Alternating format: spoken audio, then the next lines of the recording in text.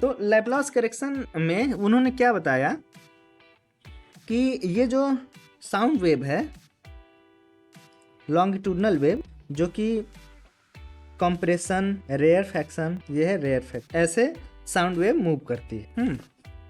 तो ये जो प्रोसेस था, इस प्रोसेस को उन्होंने क्या कहा, न्यूटन्स ने पीवी इक्वल टू कॉन्स्टेंट जो इक्वेशन लिया है, यहाँ पे समथिंग कुछ मिसिंग है। क्यों? क्योंकि वो बोलते हैं कि ये जो आइसोथर्मल के लिए ये कंडीशन होती है, बट यहाँ साउंड वेव में जो ये प्रोसेस होता है कंप्रेशन एंड रेयरफैक्शन, ये बहुत ही फास्ट होता है। जब फास्ट होता है तो फास्ट वाले कंडीशन को हम लोगों को कंसीडर करना चाहिए एडियाबेटिक केस। इतना टाइम ही नहीं मिलता है कि एनर्जी ट्रांसफर कर पाए, दैट्स वाई ये एडियाबेटिक बहुत ही फास्ट प्रोसेस है। तो हम लोगों को इक्वेशन लेना चाहिए एडियाबेटिक का। तो उन्होंने फिर कैलकुलेशन जो किया, ये कंसीडर करके P V to the power gamma equal to constant. Hello student, today in this video we will discuss about the what will be the speed of wave in different medium. तो इसमें आप देखिए दो important word है, first one wave and second one medium. Wave में देखेंगे कि transverse wave and second longitudinal wave, ये दो टाइप की वेव होती हैं। इनके लिए किसी डिफरेंट मीडियम में इनकी स्पीड क्या होगी। अब ये मीडियम कौन कौन सा हो सकता है? मीडियम आपका ये सॉलिड हो सकता है, गैसियस हो सकता है। सॉलिड में एग्जाम्पल हम लोग लेंगे स्ट्रिंग, गैसियस में ये हाइड्रोजन गैस में स्पीड हम लोग देख सकते हैं किसी वेव की क्या हो सकती है। कार्बन डाइऑक्साइड गैस में देख सकते हैं कि वेव की क्या स्पीड हो सकती है। तो these are the mediums and ये दो क्या है कि वेव हैं। तो आइए वन बाय वन करके हम लोग देखते हैं। इनका एक्चुअली मैथमेटिकल फार्मूलेशन करेंगे और उस बेसिस पे हम लोग कैलकुलेट करने के लिए एक फार्मूला देखेंगे। First transverse wave, let us suppose ये कोई वॉल है, इस पे हमने स्ट्रिंग को प्लग किया हुआ है और एक पुली से एक हेवी मास का बॉडी इस स्ट्रिंग से अटैच करके हमने इसको हैंग किया हुआ है, जिसका मास कैपिटल एम, तो वेट हो जाएगा एम जी।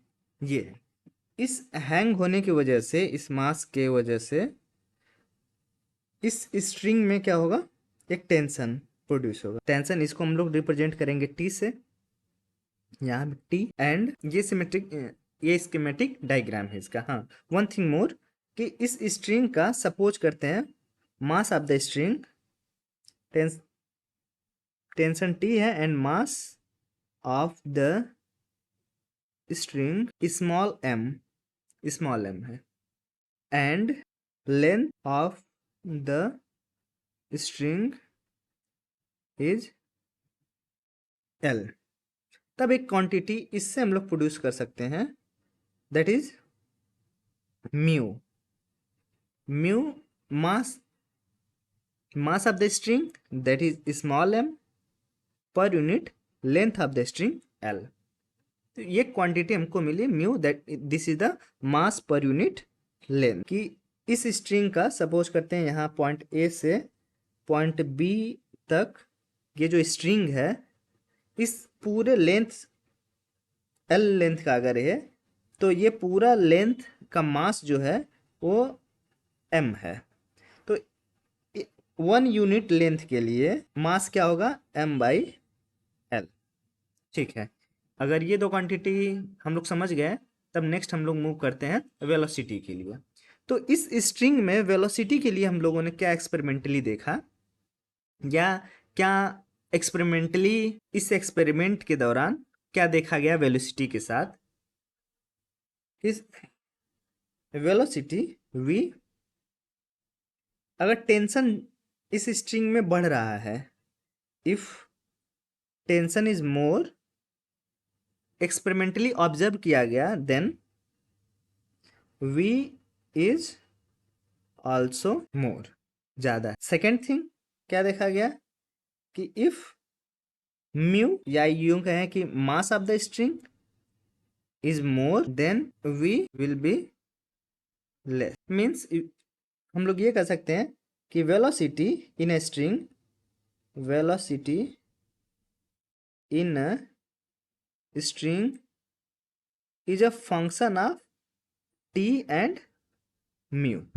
म्यू और टी का ये एक फंक्शन है जो कि वी ये जो वेलोसिटी है टी के साथ इंक्रीज कर रहा है एंड वी के साथ डिक्रीज कर रहा है। ठीक है, right.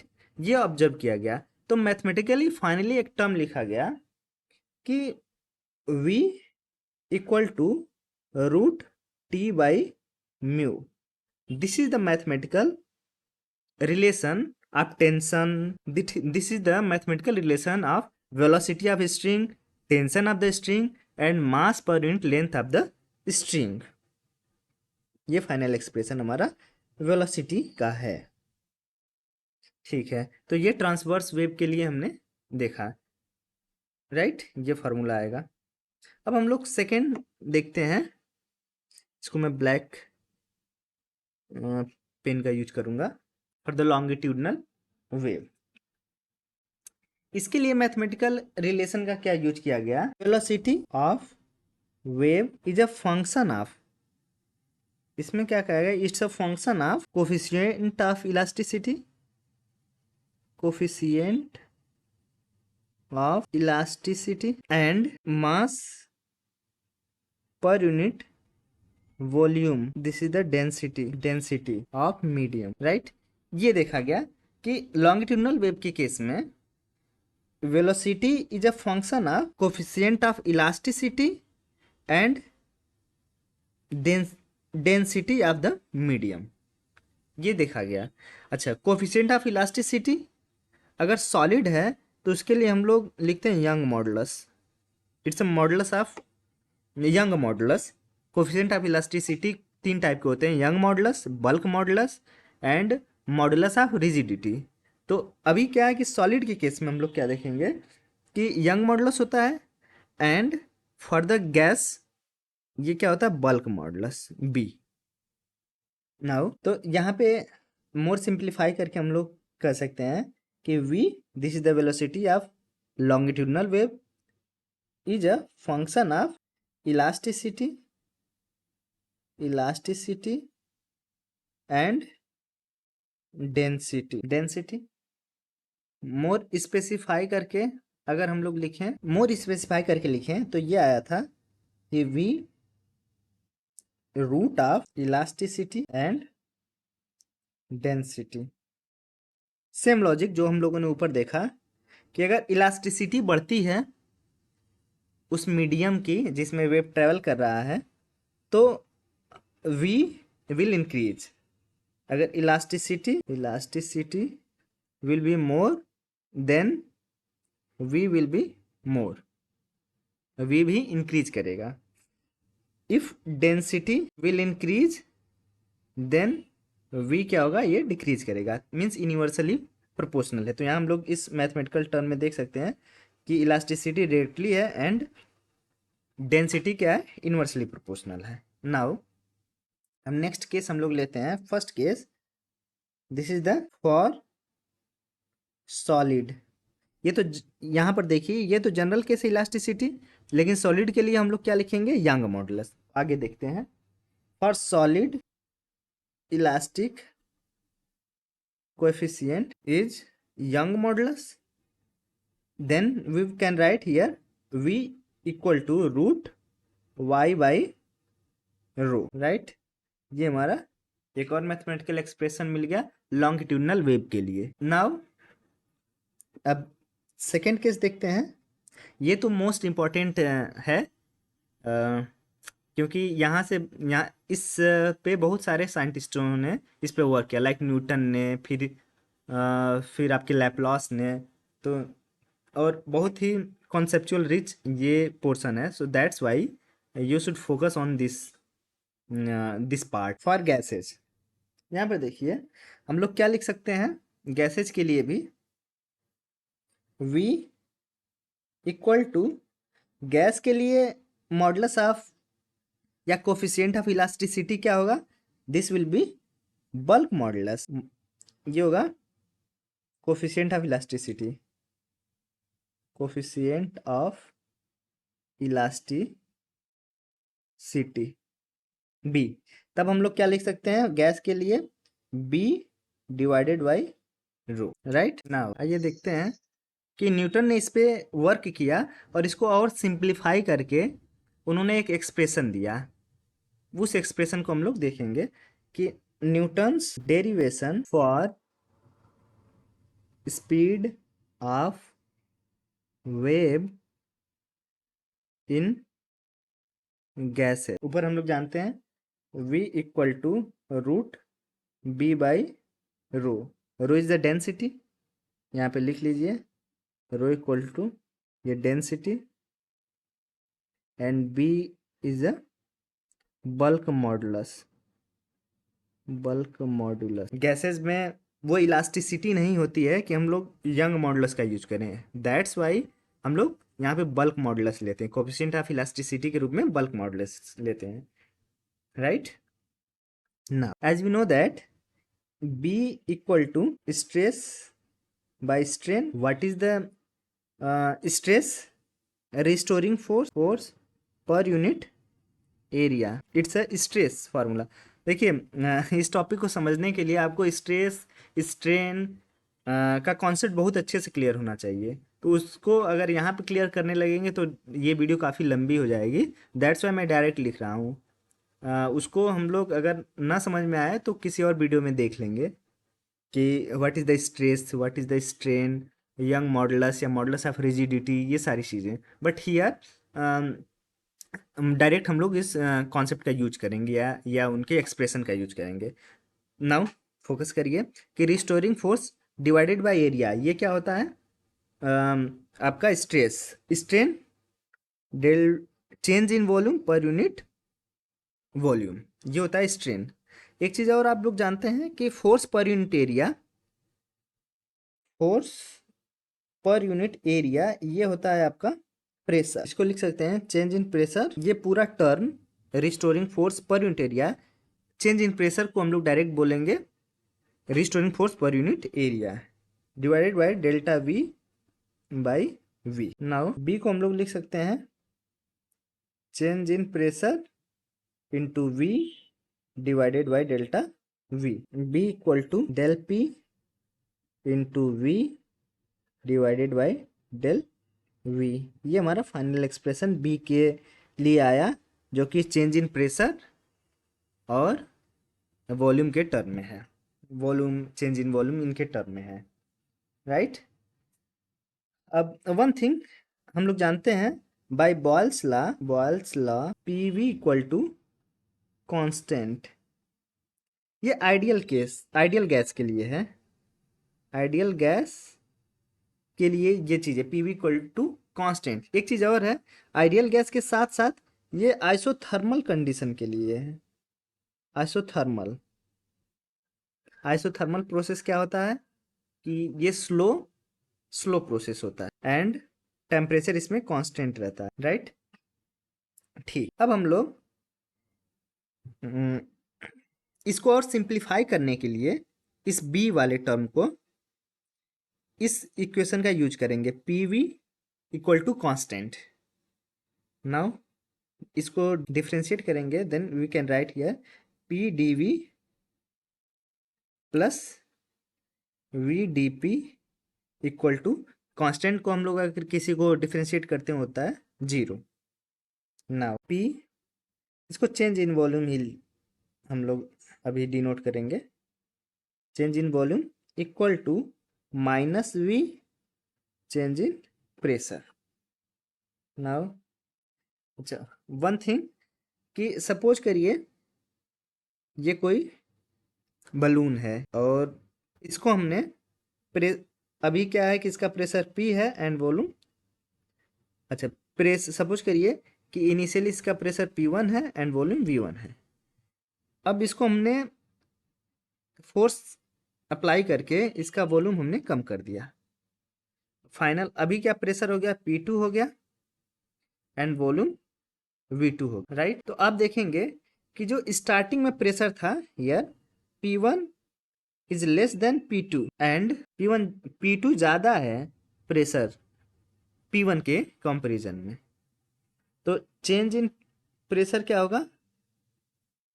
Change in pressure that is P2 minus P1, ये क्या होगा?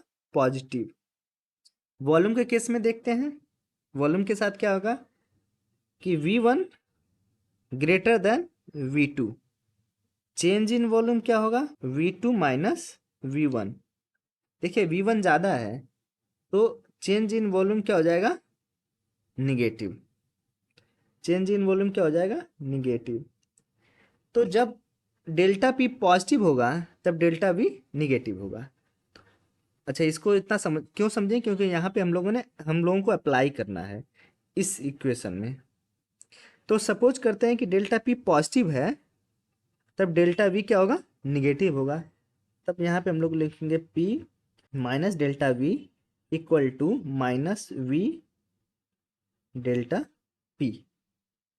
नाउ माइनस से minus cancel, it will be P delta V equal to V delta P। Now P equal to हम लोग लिख सकते हैं delta P into V divided by delta V. Now comparing this equation, suppose this is the equation first and this is the equation second. इन दोनों को जब आप कंपेयर करेंगे तो by comparing equation first and second we can write here B equal to P by using equation first and second B equal to P. And what is the P? P is the pressure of the medium. उस medium का pressure जो है वो bulk modulus के equal होगा, right. इस simplification से हम लोग कह सकते हैं, यहाँ पे देखिए, राइट। नाउ अब हम लोग एक बार फिर वेलोसिटी का एक्सप्रेशन देखते हैं। Velocity of wave equal to V equal to क्या हम लोग जानते हैं expression? B by rho, density of the medium. B equal to P है, यहाँ देखिए B equal to P, then we can write here P by rho, ठीक है। तो न्यूटन्स ने ये इक्वेशन दिया कि velocity of the wave equal to root of the pressure of the medium by density. उसके बाद इसी पे साउंड वेव का कैलकुलेशन। तो साउंड वेव को हम लोग सिंपल STP पे जब कैलकुलेट किया गया, टेम्परेचर प्रेशर वॉल्यूम पे, तो क्या देखा गया कि प्रेशर यहाँ पे जो एटमॉस्फेरिक प्रेशर था, एटमॉस्फेरिक प्रेशर 1.01 इंटू 10⁵ पास्कल। इस पे जब कैलकुलेट करके एयर के लिए साउंड वेव की स्पीड देखी गई तो उसकी वैल्यू क्या आई? 280 मीटर पर सेकेंड। ये था थियोरेटिकली। एक्सपेरिमेंटली भी कैलकुलेट किया गया। एक्सपेरिमेंटली कैसे किया गया कि किसी एक रूम में विसल ब्लो किया गया। सपोज करते हैं यहाँ पे कोई पर्सन था, स्टैंड था, यहाँ पे वॉल थी, इसने विसल बजाया और साउंड वेव गई और फिर वापस टकरा करके आफ्टर सम टाइम कुछ डिस्टेंस ट्रेवल की। सपोज करते हैं ये दीवार जो है कि x डिस्टेंस पे थी, तो ये टोटल जब विसल बजाया तो ये जाने में x और आने में x, 2x डिस्टेंस क्या हुआ, इसको 2x ट्रेवल करना पड़ा। और इसमें टाइम कैलकुलेट किया गया। सपोज करते हैं t टाइम लगा, देन वेलोसिटी हम लोग इजीली कैलकुलेट कर सकते हैं, v equal to total length divided by total time. तब क्या देखा गया कि जो इसकी वैल्यू आ रही थी वो 320 मीटर पर सेकेंड थी। तो सम डिफरेंसेस इज देयर। यहाँ पे 280 थियोरेटिकली आ रहा है, बट एक्सपेरिमेंटली क्या गया तो वो 320 मीटर पर सेकेंड आया। तो एक्चुअल में कहीं ना कहीं कुछ यहाँ पर देखा गया कि कुछ मिसिंग है। वो क्या मिसिंग है, इसको समझने के लिए एक दूसरे साइंटिस्ट ने इस पे काम किया, उनका नाम था लैप्लास, राइट। तो एक्सपेरिमेंटली को ही हम लोग कंसीडर करेंगे, एक्सपेरिमेंटल वैल्यू को ही हम लोग एक्सेप्ट करेंगे, और फिर देखा गया कि थियोरेटिकल में कहाँ प्रॉब्लम, इसको कैसे रिजॉल्व कर सकते हैं। तो इसके लिए काम किसने किया, वो थे लैप्लास। आइए देखते हैं लैप्लास करेक्शन क्या था इसके लिए। लैप्लास करेक्ट, तो लैप्लास करेक्शन में उन्होंने क्या बताया कि ये जो साउंड वेव है, लॉन्गिट्यूडनल वेव, ये जो साउंड वेव है जो कि कंप्रेशन, रेयरफैक्शन, ये कंप्रेशन, ये है रेयरफैक्शन, ऐसे साउंड वेव मूव करती है कंप्रेशन एंड रेयरफैक्शन में। तो ये जो प्रोसेस था, इस प्रोसेस को उन्होंने क्या कहा कि यहाँ पे जो न्यूटन्स ने पीवी इक्वल टू कॉन्स्टेंट जो इक्वेशन लिया है, यहाँ पे समथिंग कुछ मिसिंग है। क्यों?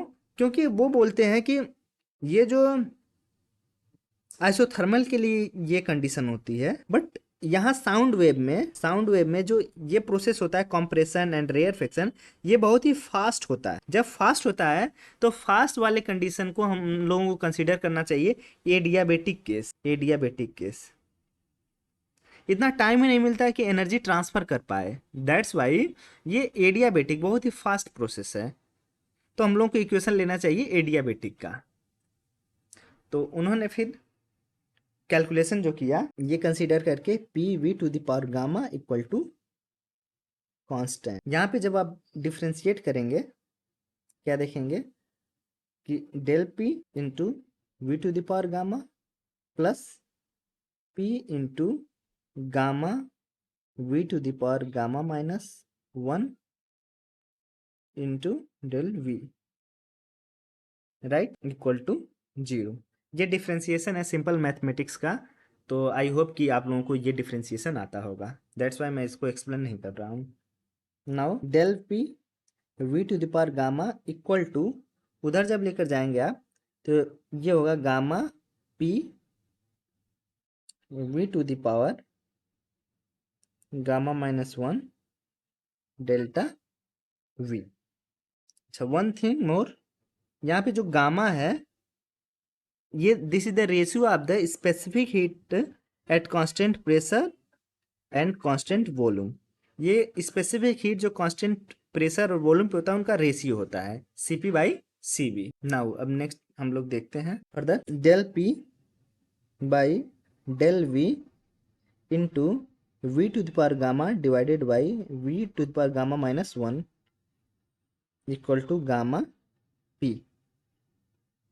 नाउ इसको हम लोग लिख सकते हैं गामा P इक्वल टू, अब यहाँ पे देखिए ये कैंसिल आउट होगा, ये दोनों, ये क्वांटिटी, तो केवल v बचेगा। जब ये कैंसिल आउट होगा तो केवल v बचेगा, तब हम लोग क्या लिख सकते हैं, delta p into V divided by delta v ना। ये फाइनल एक्सप्रेशन। अब कंपेयर करिए इसी को इससे, यहाँ पे है delta p into V divided by delta v equal to p। कब? जब हम लोग आइसोथर्मल केस लेके चल रहे हैं। बट जब एडियाबेटिक केस लेके चल रहे हैं, एडियाबेटिक, तब ये पूरी क्वांटिटी किसके इक्वल है, गामा पी के। नाउ अब इसको देखिए यहाँ पर इक्वेशन फर्स्ट में कि delta P into V divided by delta V, ये क्या है, एक्चुअली बी के इक्वल है। कब? हमने ऊपर ये केस देख लिया, और जब आइसोथर्मल से कर रहे हैं हम लोग कैलकुलेट, तब ये पी के इक्वल हो रहा है, सेकेंड इक्वेशन में देखिए। एंड जब हम लोग एडियाबेटिक केस ले रहे हैं, तब ये गामा पी के इक्वल हो रहा है। तब हम लोग इक्वेशन थर्ड एंड फर्स्ट से ये लिख सकते हैं, from equation first and third B equal to gamma P. देखिए ये थर्ड है इक्वेशन और ये है आपका फर्स्ट इक्वेशन, तो बी इक्वल टू हम लोग लिख सकते हैं गामा पी, ठीक है, क्योंकि इसका right side delta P into V divided by delta V है, और इक्वेशन फर्स्ट में भी आपका delta P into delta P into V divided by delta V है ना बी, तो ये B equal to gamma P हो जाए। Now velocity of wave equal to हम लोग लिख सकते हैं, इनिशियली हम लोग फार्मूला जानते हैं बी बाई रो, अब यहाँ पे हम लोग लिख सकते हैं gamma P divided by rho, finally V equal to gamma P by rho. ये हमारा फाइनल एक्सप्रेशन है लैप्लास करेक्शन के साथ, लैप्लास करेक्ट। तो ये हम लोगों ने टोटल दो ट्रांसवर्स वेव लॉन्गिट्यूडनल वेव के केस में देख लिया, और फर्स्ट जो ट्रांसवर्स वेव हमने देखा था वो था स्ट्रिंग में, वो सॉलिड मीडियम था, और उसके बाद हमने एयर में देखा या फिर गैसियस फॉर्म में देखा। नाउ ये गामा डिफरेंट गैस के लिए अलग अलग होता है, हाइड्रोजन के लिए अलग होगा, कार्बन डाइऑक्साइड के लिए अलग होगा, एयर के लिए अलग होगा। तब क्या होगा कि ये v जो है कि अलग अलग मीडियम में अलग अलग इसकी स्पीड होगी, ठीक है। हाँ, एक चीज और है, by using this formula air के केस में जब कैलकुलेट किया गया इस इक्वेशन का यूज करके, तब क्या देखा गया कि v जो है कि नियरली अप्रॉक्सीमेटली 320 के मीटर पर सेकेंड के करीब आया। तो ये हमारा थियोरेटिकल वैल्यू से और एक्सपेरिमेंटल वैल्यू से मैच कर गया। ये आपका थियोरेटिकल वैल्यू है किसका इक्वेशन, लैप्लास का इक्वेशन, लैप्लास के करेक्ट। ये किससे मैच कर गया, हमारा एक्सपेरिमेंटल वैल्यू, राइट, 320 मीटर पर सेकेंड एयर में। तो ओवरऑल हम लोगों ने एक्सप्रेशन देख लिया कि वेलोसिटी और speed of wave in a longitudinal and transverse wave. So that's all, thank you for. किसी एक रूम में व्हिसल ब्लो किया गया